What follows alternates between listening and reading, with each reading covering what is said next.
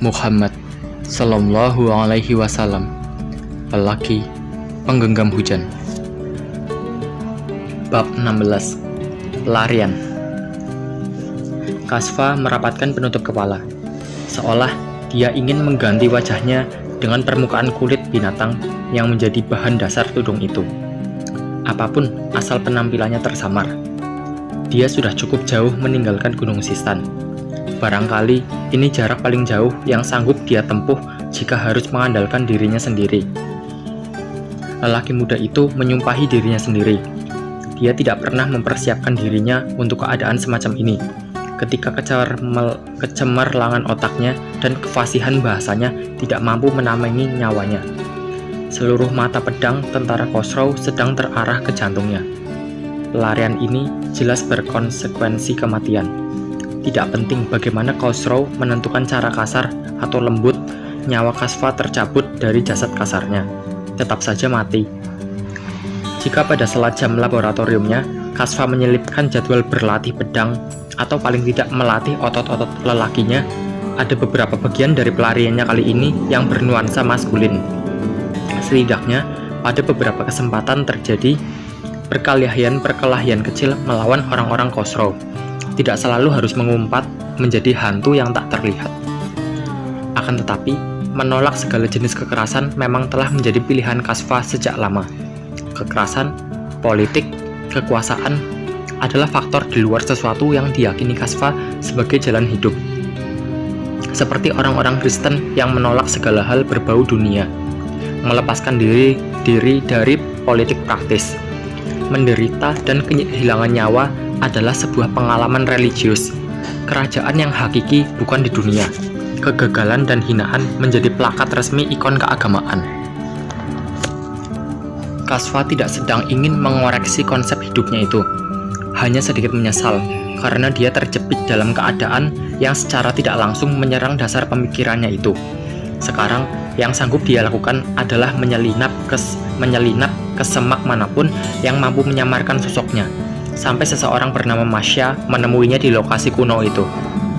Makam Cirus, pendiri Persia. Kasfa menatapi 6 buah dudukan batu bertingkat, bertutup lancip, dan pintu yang rapat. Di sebaliknya, Cirus yang ternama masih terlelap dalam tidur panjangnya sejak 1000 tahun lalu. Dinding putih murni berdiri tanpa ornamen paling sederhana sekalipun, kecuali teks yang ditulis oleh Cirus sendiri. Seperti itukah kekuasaan dunia di hadapan keabadian?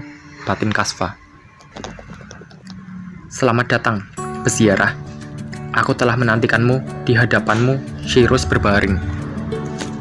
Raja Asia, pemimpin dunia. Yang tertinggal dari dirinya hanyalah debu. Janganlah kau iri kepadaku. Kasfa mendesahkan nafasnya. Dia paham, ada sebuah semangat yang tidak diwariskan Cirus secara sempurna kepada para pemimpin Persia setelahnya. Berkaitan dengan krisis yang dia jalani sekarang, Kasfa mengingat sebuah kampanye Cirus yang usianya juga sudah lewat 1 milenium.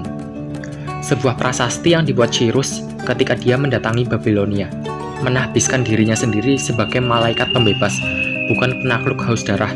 Dia merebut simpati rakyat Babilonia yang kehilangan cinta mereka terhadap Nabonodus, putra Nebukadnezar. Sementara Nabonodus sepanjang bertahta, dirinya sebagai raja selalu menghina para dewa dan memancing amarah para pendeta. Cirus datang dengan sumpah untuk membebaskan setiap orang menyembah dewa yang mereka yakini, meniadakan penghancuran tempat tinggal, dan mengenyahkan perampasan tanah. Mengapa peradaban seperti sedang berjalan mundur? Bisik Kasfa mengkritisi apa yang dia alami. Kasfa mencerapi suasana malam yang membungkus dirinya. Langit ditebari bintang, mengelompok seperti perca yang berkelap-kelip. Bulan menjadi lampu. Kasfa merasakan debur di dadanya. Dia tidak termasuk orang-orang yang merasa bahwa bumi tidak punya urusan dengan setiap benda yang bergemerlapan di antara bentangan hitam yang disebut malam.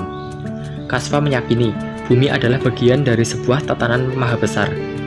Apa yang terjadi di bumi akan berpengaruh terhadap situasi di luarnya, begitu pula sebaliknya.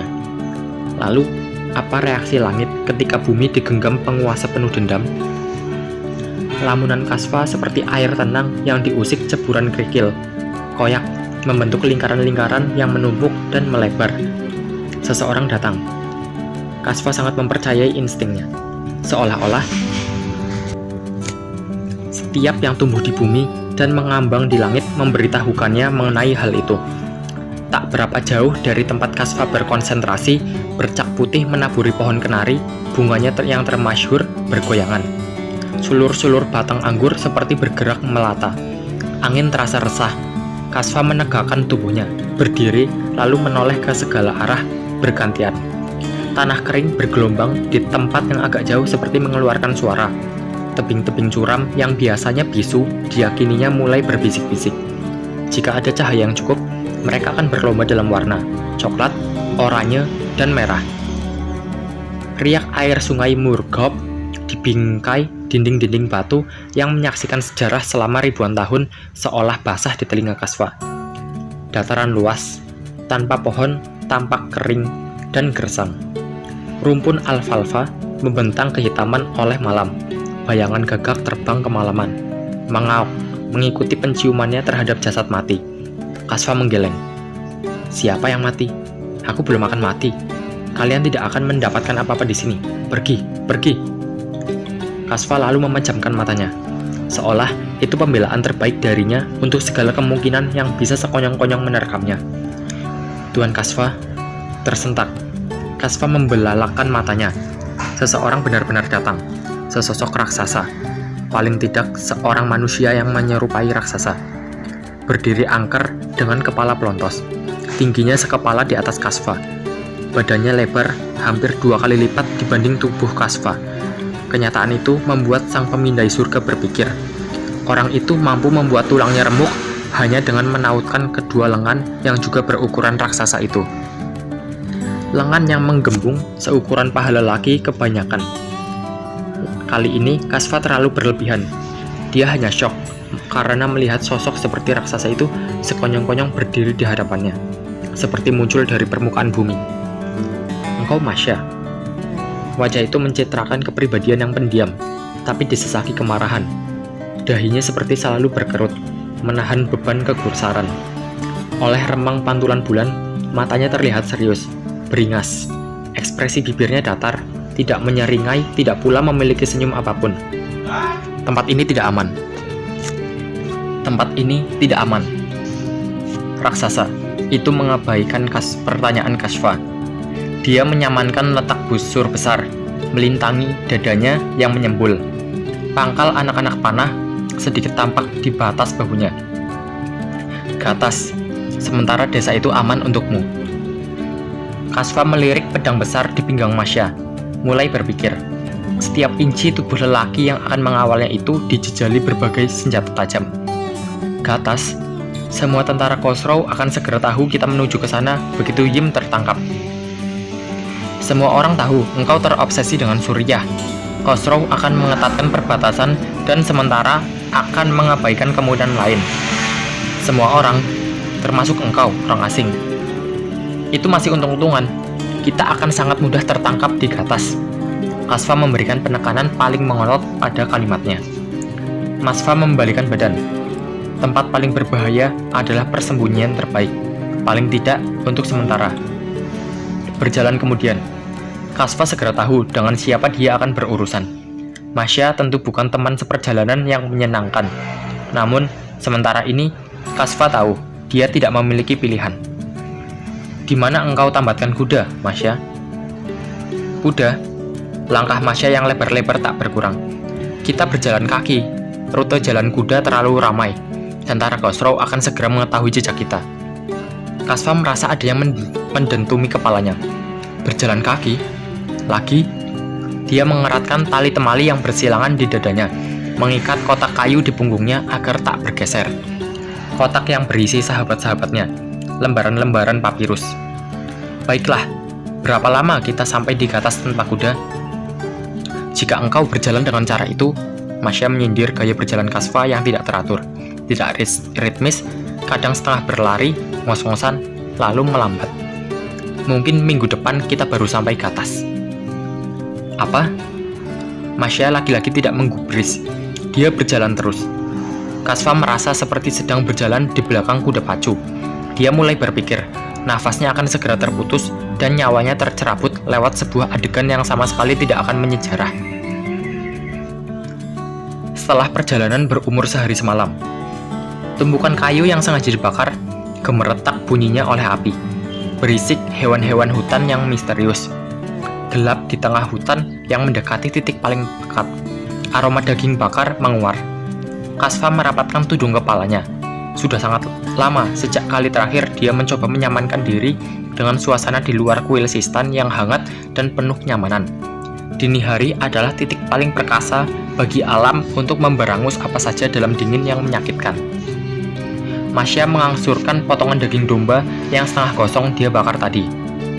Ini akan sedikit mengurangi dingin, katanya dengan suara tanpa muatan emosi apapun. Kasva menerimanya dengan tangan sedikit gemetaran. Benar-benar kedinginan. Langsung mengunyahnya dengan cara yang rakus. Oleh dingin, oleh lapar. Berapa kau minta bayaran kepada Yim untuk keperluan ini? Masya menoleh sebentar, menambah kerutan di dahinya, lalu melengos. Asyik lagi dengan potongan daging, sisa yang dia panggang di atas api kebiruan. Kasva menelan gumpalan daging tanpa rasa yang baru beberapa kali dia kunyah. Cara paling sederhana untuk menghindari keratan daging herbivora itu menyelipi sela giginya. Berapa? Masva memainkan dagunya. Sedikit tampak seperti seseorang yang sedang mengunyah sesuatu. Kasva akan semakin sering melihat ekspresi itu setiap Masya merasa tidak nyaman terhadap sesuatu. Di Persia, orang-orang yang menjalankan bisnis ini sangat sedikit. Suara Masya terdengar jelas seperti seseorang yang dipaksa bicara. Mulutnya nyaris tidak terbuka. Bisnis yang hanya butuh sedikit bicara dan penuh kerahasiaan. Diam. Kasva segera tahu bahwa Masya bukan hanya seorang pendiam yang membosankan, tetapi pekerjaan dia sebagai pengawal, transporter, atau apapun istilahnya memiliki kode etik yang tidak umum.